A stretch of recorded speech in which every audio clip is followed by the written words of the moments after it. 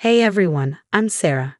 I'm sitting in my sleek New York City apartment, surrounded by half-packed suitcases and travel brochures. Work has been going amazing. I just landed a big promotion at my marketing firm. Now I'm finally treating myself to a well-deserved vacation. Or so I thought. Sarah, honey, can you grab my dry cleaning while you're out? My mom's voice crackles through the phone. I roll my eyes. Mom, I'm in New York, remember? I can't just pop by the cleaners for you. Oh right, she laughs. I keep forgetting how successful my baby girl is now. Classic mom, always forgetting that I have my own life. Don't get me wrong, I love my family, but sometimes I feel more like their personal assistant than their daughter. My phone pings. It's a text from my sister Amanda. Hey, can you watch the kids next weekend? Tom and I need a break. I sigh and text back, sorry, Amanda. I've got plans. But you're so good with them. Lily and Max love their Aunt Sarah. Of course they do, probably because I'm the only one who doesn't pawn them off on someone else every chance I get. Just as I'm about to silence my phone, it rings again. This time it's my younger brother Mike. Yo Sarah, can I borrow your car next week? Got a big date. Mike, I'm in New York. My car is in storage. Oh yeah. Well, can you rent me one? I'll pay you back. Sure, just like the last 5 times. At 25, you'd think he'd have his act together by now. I flop onto the couch, feeling drained. My best friend Rachel sits next to me, her laptop open to her travel blog. Family at it again, she asks, raising an eyebrow. When aren't they? I groan. Sometimes I think they forget I have my own life. Rachel pats my arm. You've got to start setting some boundaries. You can't keep dropping everything for them. I know. It's just, they're family, you know. Family doesn't mean being a doormat, Sarah. She's right, of course, but old habits die hard.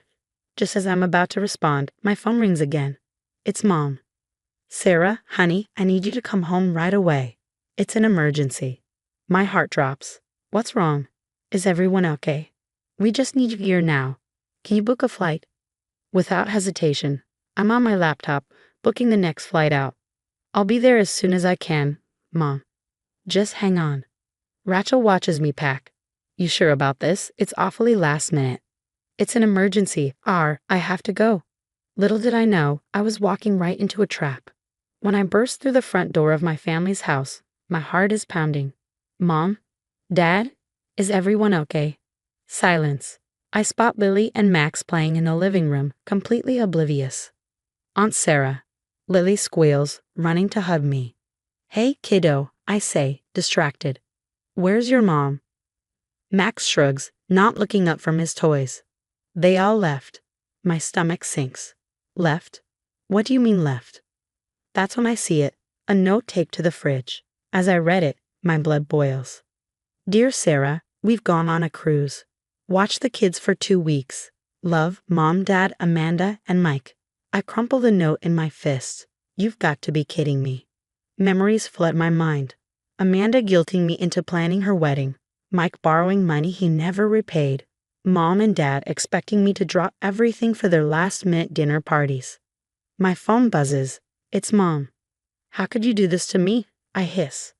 Oh, Sarah, don't be so dramatic. It's just 2 weeks. I have a job, Mom. I have plans. Family comes first. The kids need you. And what about what I need? Don't be selfish, Sarah. We didn't raise you to be selfish. The call ends, leaving me seething.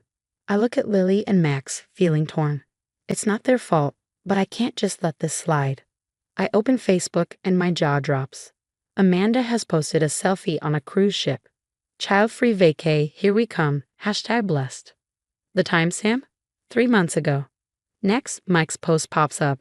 2 weeks of free booze. Thanks, sis. My hands shake as I dial Rachel's number. They played me. They played me. I blurt out, my voice cracking. What happened? She asks, concern in her tone. I spill everything, the cruise, the note, the guilt, my family's constant manipulation. I can barely keep my voice steady. Sarah, listen to me, Rachel says, her voice firm. You need to put yourself first for once. They can't keep treating you like this. But the kids are not your responsibility. Your family needs to learn that they can't walk all over you. She's right. I've spent years bending over backwards for them. And for what? What should I do? I ask, feeling lost. Well, Rachel says, a mischievous tone creeping into her voice. You're already packed for a vacation, right? A slow smile spreads across my face. Rachel, you're a genius. I know, now let's plan your great escape. As we scheme, I feel a weight lifting off my shoulders. For once, I'm putting myself first, and it feels damn good. Lily, Max, I call out. How would you like to spend 2 weeks with Mrs. Thompson next door? Their excited cheers seal the deal. It's time for Aunt Sarah to teach the grown-ups a lesson they won't forget. With my heart racing from a mix of anxiety and excitement, I dial Mrs. Thompson. Mrs. Thompson, it's Sarah from next door. I have an unusual favor to ask. To my relief, she agrees without hesitation. Of course, dear. Those little ones are always a delight. But are you sure everything's all right? It will be, I say, my voice filled with newfound determination. With the kids taken care of, I book my flight to London, dipping into my emergency fund. But you know what? This is an emergency of self-respect. I scribble a note for my family. Gone on my own trip. Kids are with Mrs. Thompson. Enjoy your cruise. Sarah. As the plane takes off, I switch off my phone, feeling a rush of liberation. Goodbye, New York. Hello, London. Rachel meets me at Heathrow, grinning from ear to ear. Ready for some revenge tourism? You bet your ass I am, I laugh, linking arms with her as we head into the city. We spend our days exploring every corner of London, posing for silly pictures at Big Ben, stuffing ourselves with fish and chips, and catching a show in the West End. Look at you, Rachel exclaims one evening as we sip cocktails at a rooftop bar. I've never seen you so free. I smile, realizing she's right. For the first time in years, I'm not worried about anyone but myself. Meanwhile, my family's messages pile up in my voicemail. Mom, Sarah Elizabeth, you call us this instant. How could you abandon your niece and nephew like this? Dad, Princess, please, your mother's worried sick. Just let us know you're okay. Amanda, what the hell, Sarah? I trusted you with my kids. You're so selfish. Mike, yo sis, our mom and dad are pretty pissed. Can you come back or something? With each message, I feel a little stronger, a little more sure of myself. One night, as Rachel and I stroll along the Thames, she asks, do you regret it? Coming here? I pause, thinking, you know what? Not even a little bit. For once, I'm putting myself first, and it feels amazing. Good, she nods. Because you deserve this, Sarah. You deserve to be happy. As we continue our walk, I realize something. This trip isn't just about getting back at my family. It's about reclaiming my life, my independence. It's about becoming the Sarah I always wanted to be.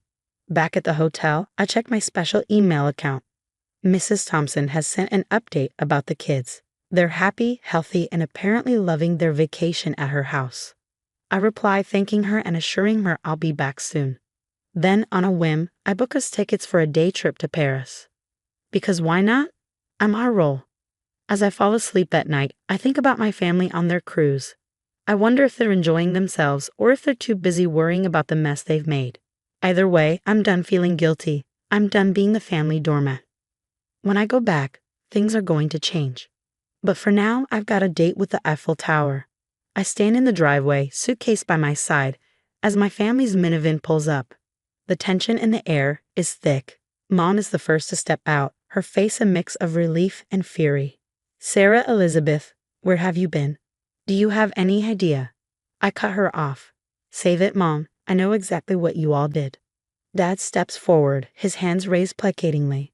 Now, Princess, let's all calm down and talk about this like adults. Oh, now you want to talk like adults? That's rich. Amanda pushes past them, her face red with anger. How could you abandon my children like that? I trusted you. I can't help but laugh. Trusted me? You mean you manipulated me. All of you did. Mike hangs back, looking uncomfortable. Come on, sis. It wasn't that big a deal. Not a big deal. I explode. You lied to me. You took advantage of me again. Mom tries to interject. We didn't lie. We just. Just what, Mom? Conveniently forgot to mention your month-long, pre-planned vacation. Their faces fall as they realize I know everything. How did you find out? Dad asks quietly. Social media exists. Dad, you should try it sometime. Amanda steps forward, her anger melting into desperation. Sarah, please. Tom left me. He said he couldn't be with someone who tricked their own sister. I feel a twinge of sympathy, but push it down. That's not my problem. Amanda. Mike pipes up, yeah, well, Jess dumped me too. Said I was immature and selfish. Gee, I wonder why, I mutter. Mom and Dad exchange glances. Sarah, honey, Mom begins. We've been getting calls from everyone. Aunt Marge, Uncle Pete, even Pastor Jim. They're all so disappointed in us. Welcome to the club, I say coldly. Dad sighs heavily. We messed up, Princess. We see that now. Can't we just go back to how things were? I shake my head firm. No, we can't. Things are going to change around here. I lay out my new rules. No more last-minute favors. No more guilt trips. No more taking advantage of my kindness. They listen in stunned silence. And one more thing, I add. I'm moving to London for a year. My company offered me a position there, and I'm taking it. Mom gasps. But Sarah, what about your family? What about me? Mom, don't I deserve to put myself first for once? As I turn to leave, Amanda grabs my arm. Sarah, please, I need you. The kids need you. I gently remove her hand. You'll figure it out, Amanda. You're stronger than you think. I walk away, feeling lighter than I have in years. As I reach my car, I hear Dad call out, will we still see you? I pause, then turn back. That depends on you. Show me you can respect my boundaries and we'll see. As I drive away, I catch a glimpse of them in my rearview mirror. Mom and Dad holding each other, Amanda wiping away tears, Mike kicking at the ground. Part of me aches for them, but a bigger part knows this is necessary. 6 months later, I'm thriving in London. My job is challenging and rewarding, and I've made amazing friends. Rachel visits often, and we laugh about how far I've come. Back home, things are tough. Amanda is struggling as a single mom. Mike finally had to get a job and move out, and Mom and Dad are dealing with the social fallout of their actions. We talk occasionally, and I can sense they're trying to change. As I sip my tea and look out over the London skyline, I realize something important. Sometimes the kindest thing you can do for your family and for yourself is to set boundaries and stick to them. It's not always easy, but it's worth it. Because at the end of the day, you've got to be the hero of your own story. The story's over, folks. Now I've got a question for you. Have you ever had to cut ties with toxic family members?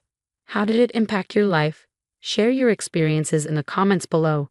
If this story resonated with you, don't forget to hit that like button and subscribe for more real-life drama and revenge tales. Your support keeps these stories coming.